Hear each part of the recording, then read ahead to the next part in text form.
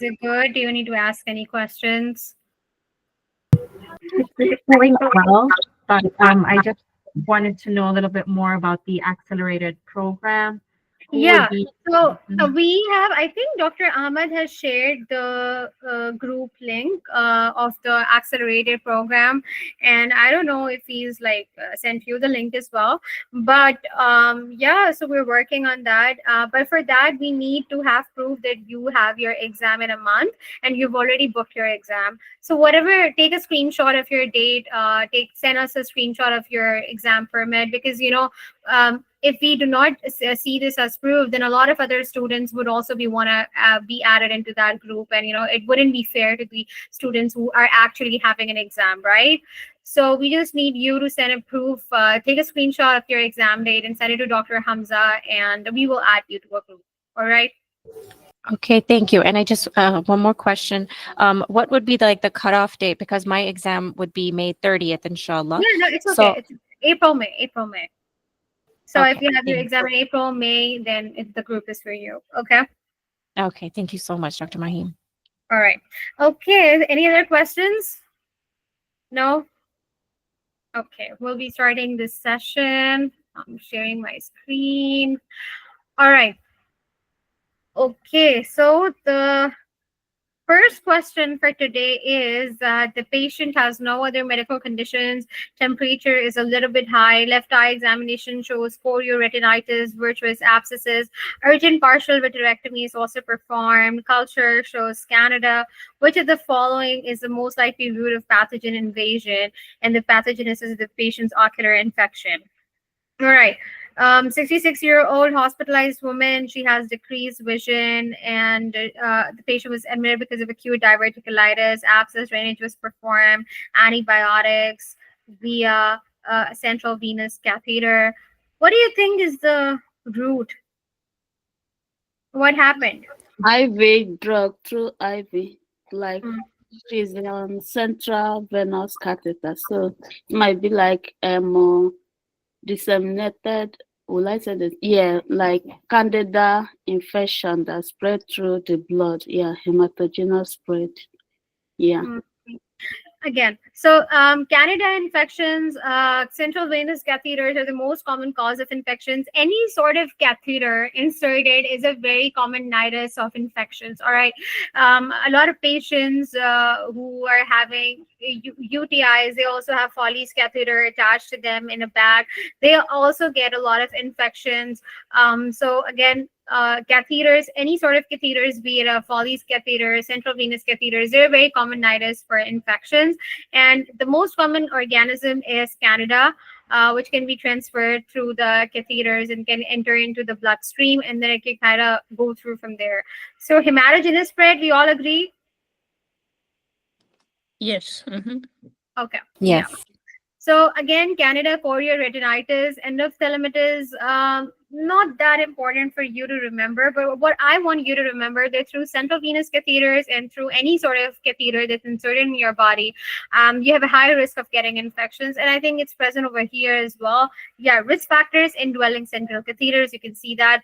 Specifically, if a patient is on broad spectrum antibiotics, why is the patient getting Candida? Because the body gets rid of the bacteria that's fighting off the infection of Candida, and that is why we get Candida infections, and broad spectrum antibiotic use as well. Any sort of GI surgeries, immunocompromise. You also get candidiasis within diabetes mellitus patients as well. That's usually the chronic stages of diabetes mellitus. Again, you need to see how it presents. Unilateral floaters, progressive vision loss. Again, blood culture is often negative, and that's the diagnosis. What's the treatment of candidiasis? How do you treat it? And they use Amphotericin B. nystatin. Nitroconazole. What else? And I think amphotericin B. Amphotericin B. Nil statin drops for the oral candidiasis. Yeah, you can give any sort of echinocandins, capsofungins, or you can give them through the vein, IV or oral. sometimes fluconazole, but usually it's usually echinocandins, which we usually give for candidiasis. And again, remove the factor. If it's an indwelling catheter, remove it. All right, and that is why it's not usually advised to keep a catheter, to keep an indwelling catheter for more than 3 to 4 days, because it's the patient will be at risk for increase in infections. All right, so I think we know that was an easy question. I again want you to do difficult questions because I know that these are easy questions and you will be able to do it on your own. All right. Okay. So what the appropriate therapy is initiated, including a medication to treat her bradycardia. After initial treatment, her blood pressure is 120/70. All right, it's okay. However, she now complains of severe right-sided eye pain, and we want you to find the cause of it. So a 62-year-old woman brought to the ED because of acute chest pain, diaphoresis, nausea, lightheadedness. Her blood pressure is 90/60. ECG shows semi in the inferior leads, and so a medication was given to treat her bradycardia. Suddenly she developed. What's happening? It's glaucoma. It's very evident. Come on. What's the answer? Glaucoma. Very evident. Very easy questions. You do not even have to use your brain. But what is retinal vein thrombosis? What do you have that? Where do you have that? In patients who have coagulation problems, all right, and Yeah, and chronic the problems. nephrotic syndrome, complication of nephrotic syndrome. Exactly. So loss of something, coagulation problems, clotting factor problems, you are at risk of getting thrombosis, retinal vein thrombosis. What do you see in retinal detachment? The patient complains of a curtain.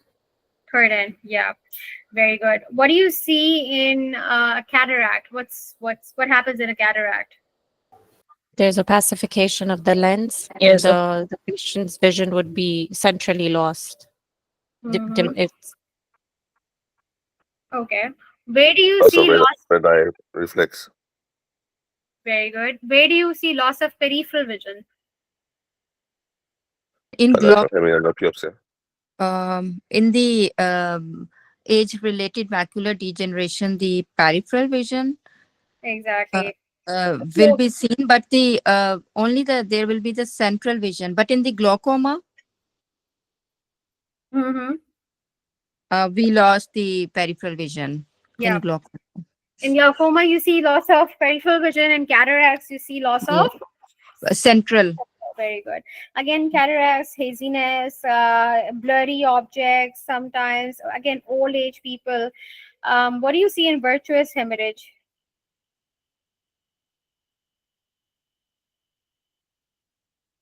Anybody? Where do you see virtuous hemorrhage? floaters. Floaters. Very good. What else? Flashes. Where do you see virtuous hemorrhage?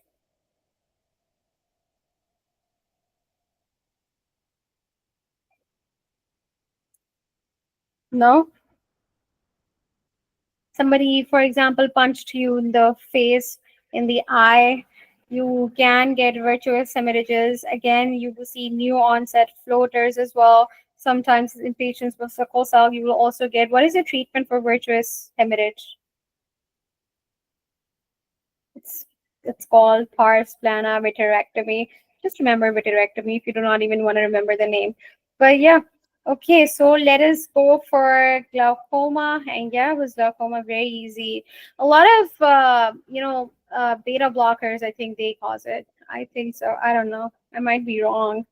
But beta blockers, sometimes atropine, a lot of treating the heart rate medications, they cause glaucoma as well, and that is why you need to avoid them. There is, I think this is the chart for it. If you're gonna, yeah, so you can see that in CNS, it causes sedation, in toxic dose it causes psychosis. So motion sickness, scopolamine, benztropine, they all can cause glaucoma.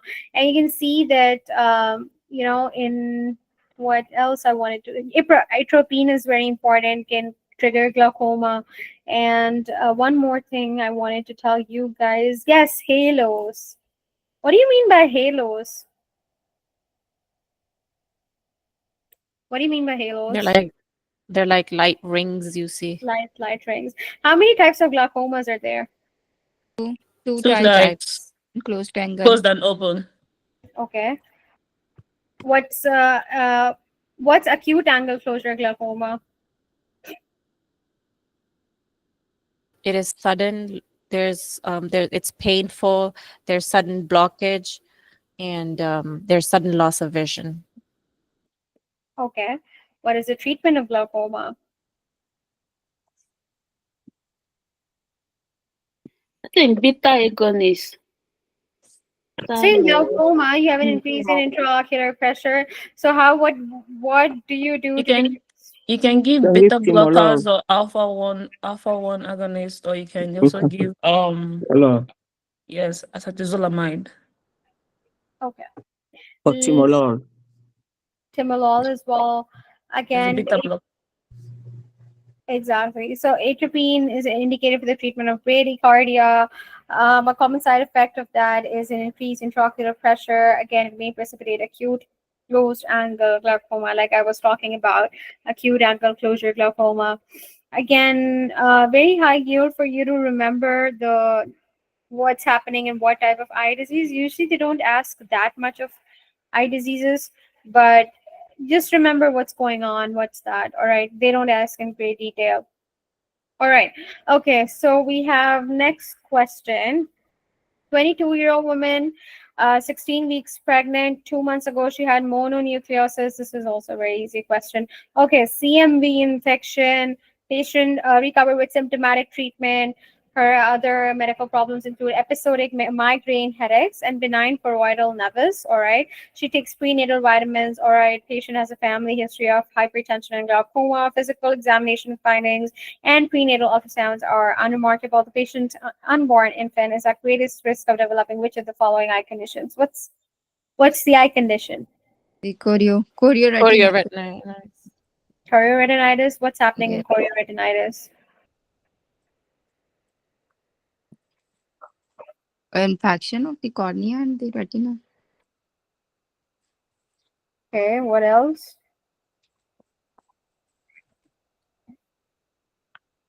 What else do you see on the fundoscopy? No? Pizza pie appearance. Okay. It's okay if you don't know it. It's okay. They don't ask you. So primary CMV infection, again, mononucleosis type symptoms. Again, CMV related complication is chorioretinitis. It's the most common eye problem. Again, we talked about that, patients who have CMV, their babies will have eye problems, sensory neural deafness. They will also have hepatomegaly, splenomegaly, and microcephaly.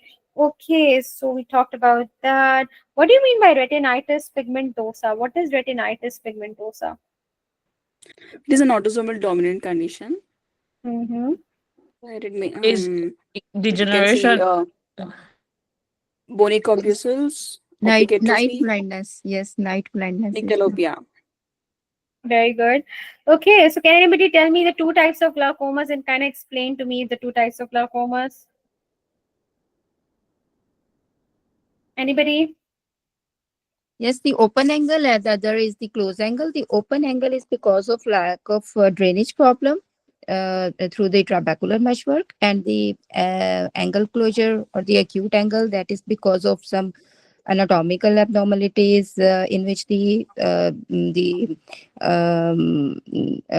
lens become displaced anteriorly against the iris, and the iridocorneal angle become narrowed, and that's why there will be the flow obstruction, and there will be the increase in intraocular pressure in the posterior chamber. So that's why it leads to acute obstruction of the drainage, and it is an emergency problem, and we can have this sudden vision loss in that case. Mm-hmm. Okay, so there are two types of glaucomas: open angle, closed angle. Again, open angle glaucomas are because of impaired drainage of the aqueous humor, as we already talked about. Closed angle, it is because due to closure of the drainage angle canal of Schlemm between the cornea and the iris, and that basically causes a rapid increase in the intraocular pressure. Because of that, sometimes it can cause compression of the optic nerve in the blood vessels, and thus we have symptoms such as you see eye pain, headache, nausea, vomiting, blurred vision, and sometimes you see halos, which I talked about in the previous question. So that is also there. How it's measured through a tonometry. That's the first step. USMLE wants you to know that you measure intraocular pressure through tonometry. Again, the treatment is different for open angle and the treatment is different for closed angle. For open angle, like one of my students mentioned timolol. So what does timolol do? It's a topical beta blocker and it causes decreased production of the aqueous humor. Carbonic anhydrase inhibitor, sometimes you also give, that also causes a decreased production of aqueous humor. Sometimes you also give pilocarpine as well, which we know is a muscarinic receptor agonist, and it kind of constricts the pupil. It increases the outflow of aqueous humor. All right, so three things: carbonic anhydrase, pilocarpine, and timolol. For closed angle, we usually give IV mannitol. Right, it's different. And the reason that we give IV mannitol is that it draws excess aqueous humor out of the eye. We can also give timolol, pilocarpine, but it's primarily IV mannitol. Sometimes alpha 2 agonist as well, which is it's difficult for you to remember, but if you want to know it, it's called brimonidine. And yeah. So in retinitis pigmentosa, we already talked about it's a loss of night vision. You also have a loss of peripheral vision in there. The other thing I want you to know about retinitis pigmentosa is that the patient will always have a family history of retinitis pigmentosa, and the fundoscopy will show characteristic pigmentation. It's very high yield for you to remember the picture as well. I think I'm going to show you over here. Retinitis pigmentosa. Right, yeah, you see this? You see this? This is very high yield for you to remember this type of greenish tree-like patterns. Is it visible, guys? Yes, it's yes. Okay, so you see these tree-like patterns, leaves of retinitis pigmentosa. This is a very high yield picture. They ask you this on step 1 as well, sometimes on step 2 as well. Another thing, retinal detachment picture I wanted to show you. It's very high yield. All right. You use this picture. All right, let me search it all here. You see this? You see this blood layering in? This is retinal detachment, where you see a classic, this picture. It's an NBME picture as well. It's very high yield. Again, what's happening in retinal detachment? What's happening in retinal detachment, guys? The retinal layer is detached from the rest of the layers. Why? I think due to increased pressure. So it usually occurs in patients who've had a trauma case, and usually occurs in those patients. Again, the fundoscopy picture, this picture is very high yield. The treatment is usually surgical, and it includes pneumatic retinopexy. So what you do is there's a gas bubble and it's injected into the eye to push the retina back to its place. So you see over here, you can push a gas bubble over through here, and it can push the retina back to its original place. That's called as pneumatic retinopexy. Sometimes scleral buckling. They don't ask you about scleral buckling, but they can ask you about retinopexy. Sorry. And this picture is very high yield. Sometimes in the end, they can also give you vitrectomy as an answer as well. Again, very high yield. What do you mean by virtuous hemorrhage? What do you mean by that? Come on, guys. Looks like you didn't do eye. This picture. What happens in virtuous hemorrhage? Okay, what's the biggest risk factor for virtuous hemorrhage? Trauma. Hypertension. Diabetes.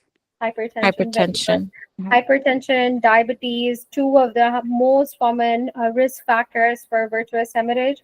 Again, they do not want you to know about virtuous hemorrhage. It will most likely be a distractor.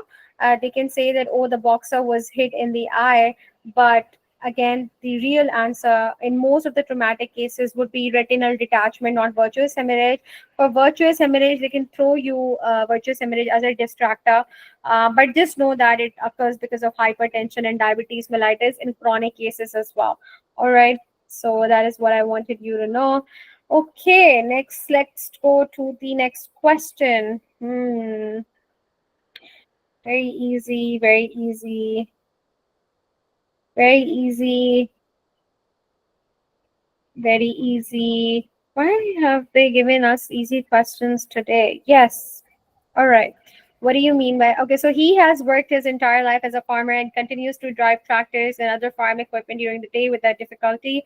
Medical history is unremarkable. Ocular examination shows loss of the red reflex and poor visualization of the retinal detail. Acuity shows 20 by 100 vision in both eyes. Visual field testing is normal. Which of the following is the most likely etiological factor for the patient's eye condition? So again, 75-year-old man comes to the office, 2-year history of slowly worsening vision in both eyes. The symptoms are worse at the night, and the patient has stopped driving at night due to excessive glare. Very easy. What's this? Cataract. Sorry. Age Cataract. related. So it's cataract. Yes. Yes, cataract Yes. because the loss of red reflex Peripheral also vision. seen in the cataract. So it will Central be vision. Central Acute- vision loss. Age related oxidative injury. all right. Let us see if you're right or wrong. Yes. So again, we know that age-related cataracts occur in usually older patients, as the name suggests. Again, what happens is there's a gradual loss of visual acuity. They will always give you a patient who's driving and he's losing his vision because of excessive glare and halos. You also see loss of the red reflex and a pacification of the lens. Again, it can also be caused by sunlight, but on USMLE, the highest yield thing for you to remember, the most important cause of cataract is diabetes mellitus on USMLE throughout. So this is very high yield for you to remember. If you don't want to remember all of this, it's okay. Remember diabetes and age related. Very high yield for you to remember. Again, so this can happen. Again, what's the treatment for cataracts? What do? You get a Cataract cataract. extraction surgery. Exactly. You do a cataract extraction surgery. So you do surgery to kind of fix it and it will be fixed. All right. Where do you see what is A?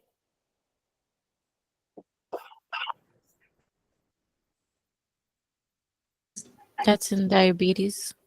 That's in diabetes. But That's in diabetes. Okay. All right. Where do you see E? Presbyopia. Presbyopia. Age-related. All right, very good. Okay, then we are going to the next question. Okay, ophthalmic examination reveals reduced vision in her peripheral visual fields bilaterally, elevated intraocular pressure. After discussion, the patient is initiated on timolol. Which of the following structures is most likely heard than I told you guys? Oh, I gave you the answer when I talked about timolol. Ciliary epithelium. Ciliary epithelium, everybody? Yep. Yeah? Okay. All right. Yeah. So we talked about that how timolol is a primary medication in open angle glaucoma as well, and again, this increased cup to disc ratio is also there. You can talk about that as well. Timolol, we talked about it, is a non-selective beta blocker, and it works by secretion of the diminishing the secretion of aqueous humor by the ciliary epithelium. So if you kind of see over here, you can see that how glaucoma it kind of precipitates. This is the iris, this is the lens, and this is through that it gets into this portion of the eye. And Yeah, again, see, these are the same things which I talked about: prostaglandins. I talked about pilocarpine as well, timolol, sometimes as carbonic anhydrase inhibitors, acetazolamide as well. Again, very high yield for you to remember the medications and their mechanisms. They ask you about this. Okay. Examination shows opacities on the posterior side of the lenses in both eyes. Optic discs are normal. Ocular movements are full. The remainder of the examination shows no abnormalities. Which of the following is the most significant contributing factor in the eye findings in the patient? So we have a 45-year-old woman. She has difficulty driving in the night and trouble reading. Patient has systemic SLE, which is treated by hydroxychloroquine and prednisone. She avoids sun exposure due to photosensitivity. What's happening? Cataract. Why cannot be it hydroxychloroquine? Sorry. Hydroxychloroquine also causes ophthalmologic damage. So why not that? We have actually in they're taking HCQ. Bullseye maculopathy will be there. Mm-hmm. But prednisone is a steroid. It causes cataract. So prednisone? It's a steroid, yeah. Okay. Yeah, prednisone. Again, important high yield for you to remember is to diabetes, age. They can ask about steroids as well, but very less they care about steroids. What else? Yes, I said that. Why cannot it be A? Again, A, it also causes the risk of premature cataract formation. Another thing about SLE that I want you to remember, it causes accelerated atherosclerosis. So this is asked on step one. So SLE causes accelerated atherosclerosis as well, and sometimes those patients are at an increased risk of heart attacks as well because of accelerated atherosclerosis. Remember that. And yeah. Okay, next go to the second question. What's happening? Okay, what's this? Okay, palpation in the globes reveals notable firmness of the right compared to the left. Visual acuity in the affected eye severely diminished. Tonometry reveals elevated intraocular pressure. Which of the following was the medication that was most likely used? So again, 62-year-old woman, acute eye pain, history of allergies, over the counter eye drops to treat her allergy symptoms, and then she started having intense right eye pain and headache. Right is hazy cornea and dilated pupil that responds poorly to the light. What was the medication that was used? Alpha agonists. What else?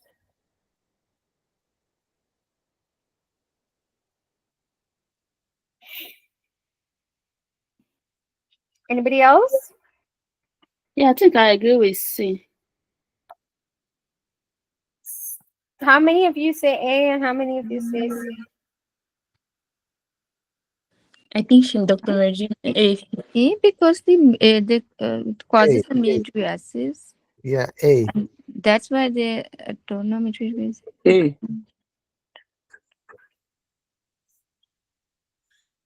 Okay. This gonna cause glaucoma.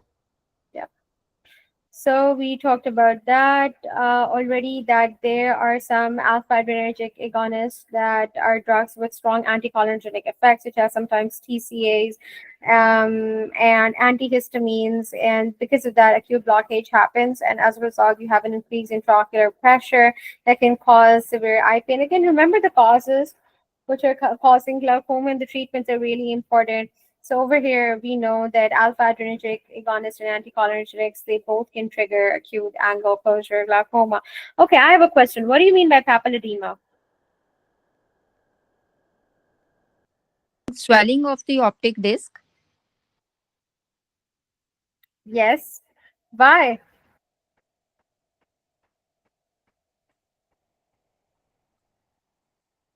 Because of increased intracranial pressure. Intracranial pressure, yes. So whenever It you is have seen in the idiopathic intracranial hypertension.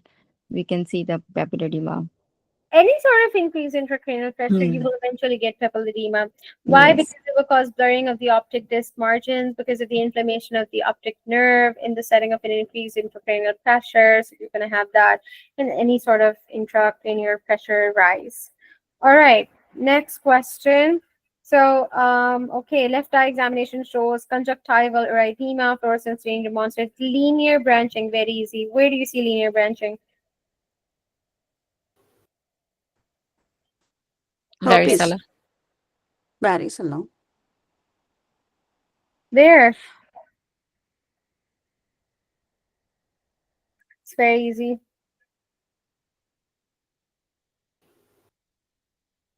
Come on, guys. Where?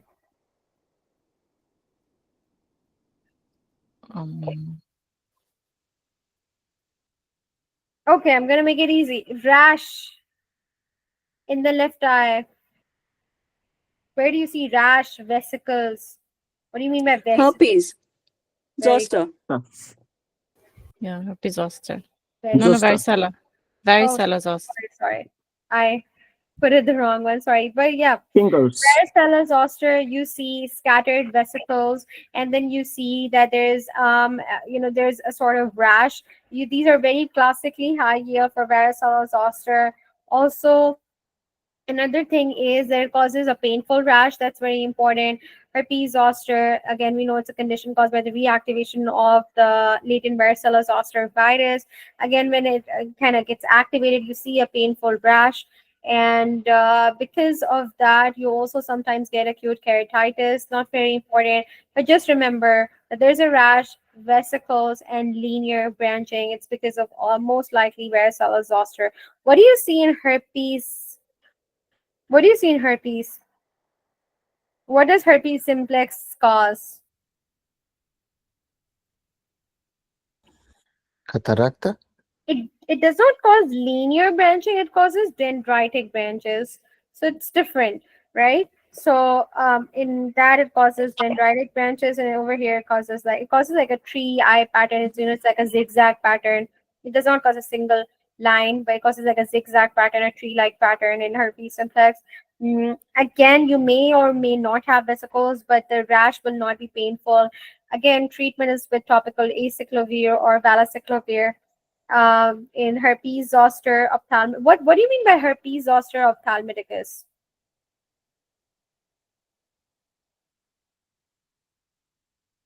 Varicella zoster causes herpes zoster ophthalmiticus. So virus is the cause, the condition is the disease that's happening.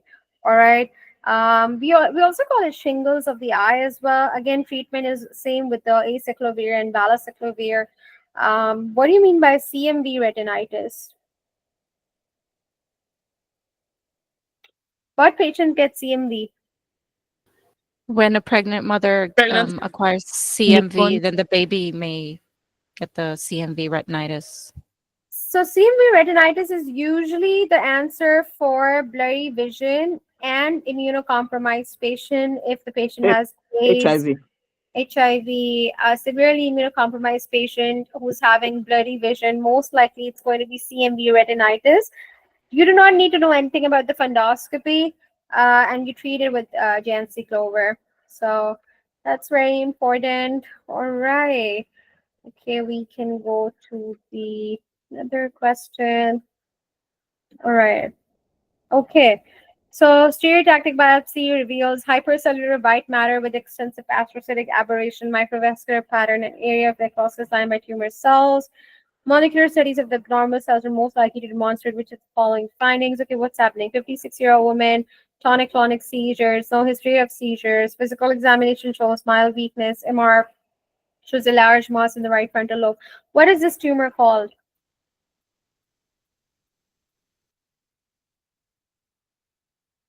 Come on, guys. Glioblastoma multiforme. GBM. GBM. We all agree? Yes. Okay. What do you think the answer is? Overexpression of EGFR. Yeah. So it was GBM. GBMs are very aggressive tumors. That is what I want you to know. They are very, very aggressive tumors. Again, it's because of the abnormal astrocytes that are present over there, and it's because of the overexpression of EGFR. Where do you see meningiomas? Children. Okay. The brain tumor. Oh, sorry, adults. It's women. It's mostly women. So she's meningioma. also a woman. How did you differentiate? Except, what if there weren't astrocytes present? Then how would you have differentiated between a meningioma? Like That's usually on the this CPJ. the whole Meningioma pattern is on the some of usually my bodies. Hmm. Some of my bodies are present in meningioma because too. GBM is usually in the frontal or the temporal lobe, whereas the meningiomas would be usually on the cerebropontine junction. Exactly. That's what I wanted to hear. Very good. Again, if you kind of go through this, the GBMs are they're very aggressive, as I already mentioned. They again worsen headaches, seizures. So any sort of seizure presentation, which is a first time seizure, any first time seizure in an adult, you always get a CT. All right. So you're not gonna sit and inquire, oh, if you have seizure histories, oh, it may be any sort of, epilepsy case or whatever. Any first time seizure in an adult, the answer in USMLE is always to get a CT. All right. So they can confuse you whether get a CT scan, get history, or they can give you distractors, but always do CT because it's most likely something that's going on within the brain. Most probably it can be a tumor that's compressing the neurons and it's causing hyperexcitability, and that's why it's causing a seizure. Okay. Then we go to the next question. Okay, the mass is surgically removed and a gross inspection shows cystic spaces filled with thick brownish yellow fluid that's rich in cholesterol. This mass is most likely derived from cells responsible for forming which of the following structures? Okay, so 12-year-old boy, chronic headaches, which changes. Headache have progressively worsened over the past year and are associated with nausea. The patient's parents are usually especially concerned as the symptoms have been interfering with his coursework. Intracranial calcified mass is also seen. What's happening? Yes, It's that is craniopharyngioma. Yes. craniopharyngioma. Ratkins pouch, anterior pituitary, secretory. No, it's the Anterior, pituitary. It's the A. craniopharyngioma because it Yes. is the Anterior cholesterol. pituitary. Anterior pituitary. From Ratkins pouch. Okay. Yeah. Let us see. Yes. So it was a craniopharyngioma. How do you differentiate craniopharyngioma from a paranoid syndrome? Sorry, On or a the pinealoma. What yes, syndrome? From what? Presentation. From a pinealoma.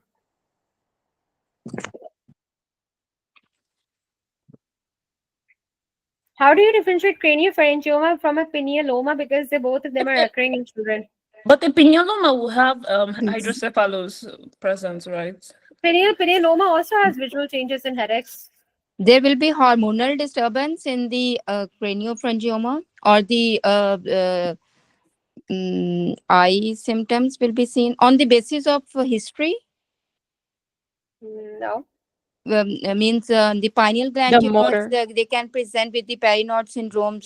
Perinaud Like syndrome. there will be the upward gaze palsy. We can't see the upward. Yeah. But they also talked about the visual changes over here. So how is it different? The brownish yellow fluid Can we say that the was present, location? the Because motor oil. can we say Right? location? Because Yes. craniopharyngioma is the only childhood tumor that is supratentorial. The rest are kind of infratentorial. Very good. Mm-hmm. Very good. Anybody else? Also, the motor oil, the brownish yellow fluid that is rich in cholesterol, that is in craniopharyngioma. Craniopharyngioma. Exactly. Very Yes. good. All right. Okay, let us go to this. Yeah, this is a difficult question. Let me zoom in a little bit. What do you see? Pituitary adenoma. This is the pituitary. Is the position is at the pituitary level. So it Okay. could be pituitary adenoma. It could be craniopharyngioma. So 41-year-old, progressively worsening headache, history of hypertension, glass of wine daily. Which of the physical examination findings is most likely to be found? Wait, let me scroll down. What's going to happen? Hemianopsia, Hemianopia, bitemporal yes. hemianopsia, due to compression of the optic chiasm. So hemianopia? Yes, it can compress Yes. the chiasma. Again, so this is the pituitary macroadenoma that you can see here, that the optic chiasm is compressed. This is the macroadenoma that they're talking about. It's compressing the optic chiasm. Again, optic changes occur in any sort of pituitary problem. Most common causes that's happening, it's bitemporal hemianopia, very high yield. Okay, next question, very easy. Which of the following hormone is most likely increased? Prolactin. Yeah. Very easy. It's a pituitary adenoma. Okay, let me go to the last question for today. No, I'll do this all so that you guys can be familiar. Okay, what is this? Ependymoma. Ependymoma. Epidermal cells? Yes. Okay. Yes. Yeah. So again, how do we know it's ependymoma? Because of a enhancing midline. Midline mass. ventricles. And, In the midline mass, ventricle. and it is appear to arising from the lateral ventricles. Exactly. You can kind of see that. And yeah. So again, ependymal cells, very high yield. These all tumors are very important for you to remember. The location is very important. How they usually present in a similar, presentation, but most of them occur in like different age groups, right? So kind of go through that as well. And they wouldn't ask you about the treatment or or any sort of specific presentation aside of pituitary gland tumors. But just remember that, how do they look on the CAT scan as well? What age groups, what tumors people are having, is gender associated with that? And yeah, where do you see hemiangioblastomas? Scenes in the posterior fossa. Exactly. So this is a posterior fossa, and you see this any And sort in of. the adults age group, it is common. And the similar picture we see in the pilocytic astrocytoma, that is in the pediatric age group. Very good. All right. So we know about that as well. Okay, we talked about glioblastomas as well. We also talk about that these intraventricular tumors can cause any sort of obstructive hydrocephalus, and that thus causes increased ICP. I told you that increased ICP causes papilledema due to optic nerve compression, and that is why you have papilledema as well. Again, you show perivascular pseudo rosettes are very important. But usually they don't show you this picture, so it's not very high yield for you to remember. But this picture is very high yield for you to go through.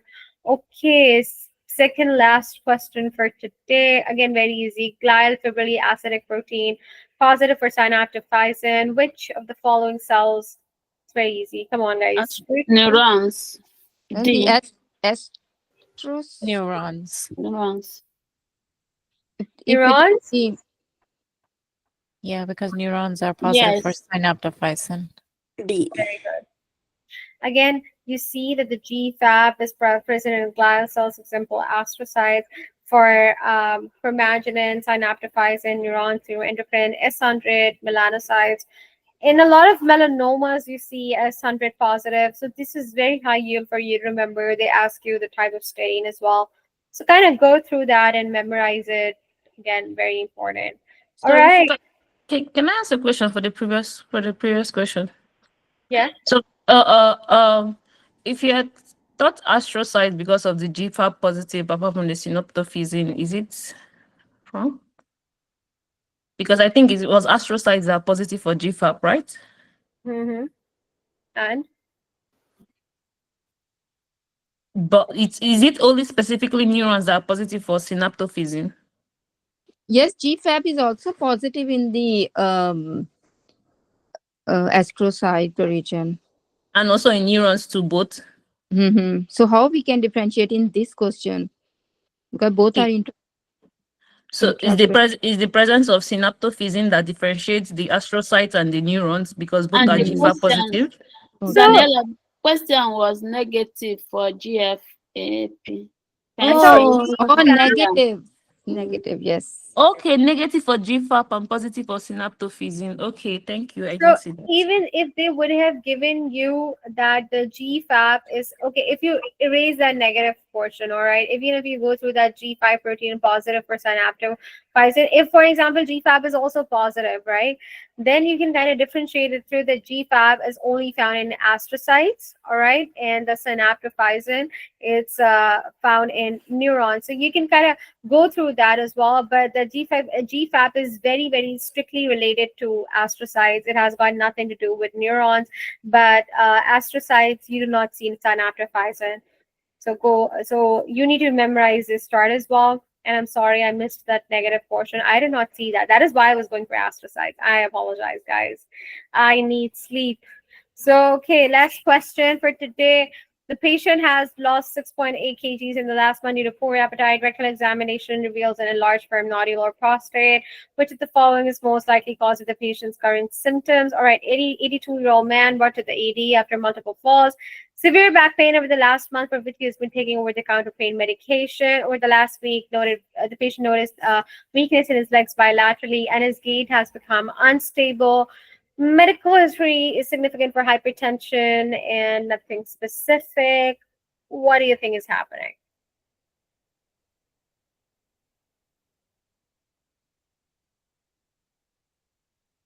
What's happening? Static CA mets. Prostatic CA mets will be causing the Metastasis. disprotusion. No disprotusion, no spondylosis, no compression fractures, no. It will be extension of the neoplastic C, cells yeah, into C, the C, epidural C. space. Okay, so what do you think the answer is? Or C. the A could be aggregates of malignant cells in intramedullary spinal cord. That is probably in It could be medulloblastoma. A. I think it's C because the C. prostate usually when it metastasizes to the vertebrae, it's into the epidural space. I think so. Okay. Okay, so C.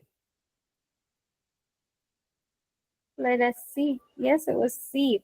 And the reason is that the spinal cord tumors, you see that it was something spinal cord tumor and it was causing neoplastic cord compression. Again, neoplastic cord compressions and mostly usually occur because of vertebral metastasis. They usually extend into the epidural spaces. Again, I think I mentioned you that that the cancer pain is significantly worsened in the night. So they will always give you that this sort of worse in the night pain, right? So whenever they will talk about that this pain is worse in the night, an elderly patient, you think about that, oh, something cancerous etiology is going on, especially they say that I have back pain worse in the night, get a MR of the spine. All right. Again, urinary and fecal incontinence are very late stage findings. So initially it will present as motor weakness and sensory deficits as well. Again, so why wasn't it A? Let us see why wasn't it A, because you guys were getting confused. So intramedullary metastasis, malignant cells within the intramedullary spinal cord, they're very rare and they're usually associated with lung cancer because of the tumor location within the spinal cord, as opposed to an adjacent structure. Brown-Sequard syndrome, ipsilateral hemiplegia, contralateral sensory loss is a common presentation. But over here, you do not see any sort of problems like this. So again, neoplastic spinal cord compression most commonly results from the extension of the vertebral nets within the epidural space, very high yield for you to remember. The presenting symptoms typically include, again, back pain at the night. I mentioned that any type of cancer in the night is worse. So I don't know why, but it's worse in the night. I don't know how they know that it's night and they start a pain, but it's worse in the night. Get an MR of the patient. And motor weakness, this usually happens first, and then later on they develop fecal and urinary incontinence problems. Again, that was it for today, guys. Good job, you guys have been great. I will suggest you go through the eye module as well, because you guys didn't know about anything about the eye. Why was it? We are going to have the lecture on that today tomorrow. All right, so you didn't have the lecture already? We started yesterday. Oh, it was yesterday. Okay, so Yes, you're we gonna just have started. Yes, yesterday. Yesterday, few topics were covered like glaucoma, presbycusis, refractive errors, and the anatomy and physiology of the eye. All The right. Okay. Now I understand. Understood. All right. So I think Dr. Ahmad's class will be continuing. Dr. Ahmad, are you here? Yes, I'm here. Thank you so much, Dr. Maheen, for such an amazing session. And we'll be continuing our class right after 5 minutes, right? So today we are going to finish off our eye module, the pathologies which we are going to discuss today. And tomorrow we are going to start our ear, right? ENT. All right. I'll see you guys tomorrow. Best of luck. Thank you so much, Dr. Maheen. Thank you so much, Dr. Maheen.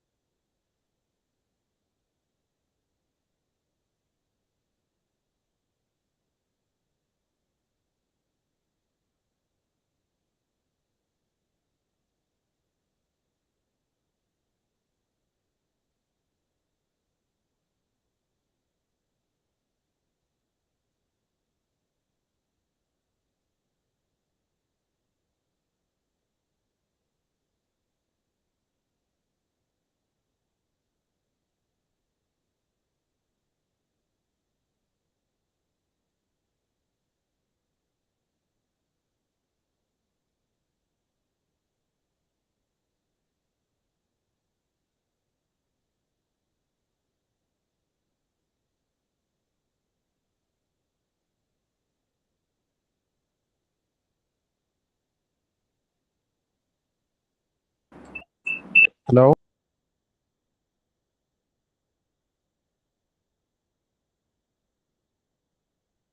Yes, sir.